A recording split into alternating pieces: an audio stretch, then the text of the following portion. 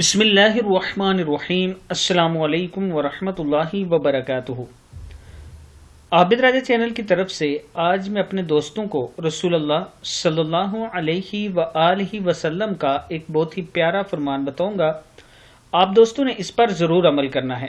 تو شروع کرتے ہیں۔ بسم اللہ الرحمن الرحیم۔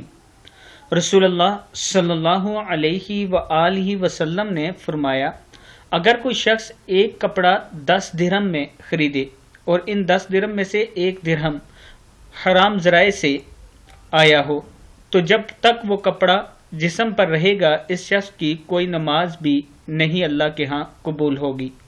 پھر سن لے ایک بار اس کو غور سے۔ اگر کوئی شخص ایک کپڑا 10 درہم میں خریدے اور ان 10 میں سے ایک درہم حرام ذرائع سے آیا ہو تو جب تک وہ کپڑا جسم پر رہے گا اس شخص کی کوئی نماز بھی اللہ کے ہاں قبول نہیں ہوگی۔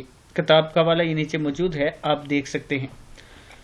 میں اپنے دوستوں سے گزارش کروں گا کہ ان چیزوں پر غور کیا کریں اور ان پر غور کر کے پھر کوشش کیا کریں کہ وہ چیز اور وہ رزق کمائیں جو حلال ہو۔ السلام علیکم ورحمۃ اللہ وبرکاتہ۔